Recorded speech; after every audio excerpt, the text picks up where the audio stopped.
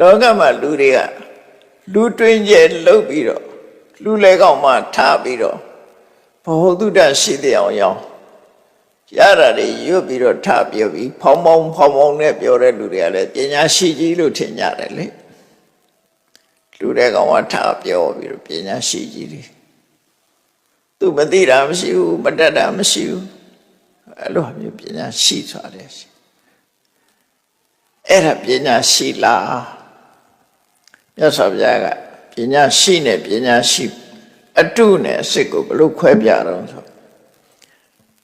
နတ္တိနပဏိတောဟောတိယဝတ္တဘဟုပါတတိအကြောင်းအရာတွေစုံနေအောင်ပြောတတ်ရုံနဲ့ပညာရှိမဟုတ်ဘူးတဲ့ဟိုကိစ္စဆိုလဲ तू သိလိုက်တာပဲဘယ်အကြောင်းဆွေးနေ तू ကုန်သိတယ် तू ပြောတယ်ဖောင်းမောင်းနဲ့လူလဲကောင်မှာအာပေါင်းအာရင်တတ်တန်ပြောနေတိုင်းပညာရှိမဟုတ်ဘူးတဲ့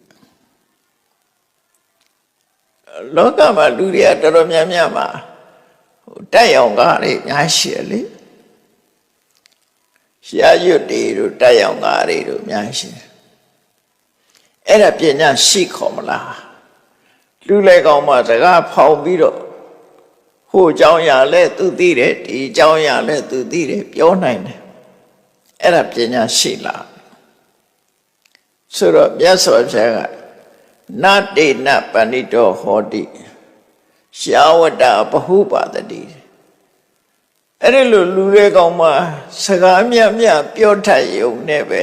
ပညာရှိခေါ်မလားဆိုခေါ်ဦးတဲ့အဲ့ဒီပုဂ္ဂိုလ်မျိုးပညာရှိလို့မခေါ်ဘူးတဲ့ဒါဖြင့်ပညာရှိဆိုတဲ့ပုဂ္ဂိုလ်က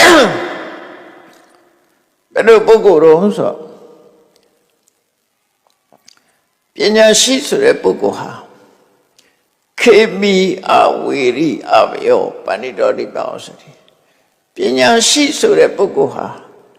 ဖောင်းဖွာပြောရုံနဲ့ပညာရှိမဟုတ်ဘူးတဲ့သူ့ကိုအကြောင်းပြုပြီးတော့ဘယ်သူမှဒုက္ခမပေးတဲ့လူဖြစ်ရမယ်နော်ခေမီအနေနဲ့ပညာရှိဆိုတဲ့ပုဂ္ဂိုလ်ဘယ်သူမှဒုက္ခမပေးဘူးဘယ်သူမှဒုက္ခရောက်အောင်မပြောဘူးစိတ်ကောင်းနှလုံးကောင်းမတန်းရှိတယ်ကုညီတတ်တယ်ခေမီအနေကင်းအောင်နော်မိမိကိုယ်တိုင်အနေကင်းတယ်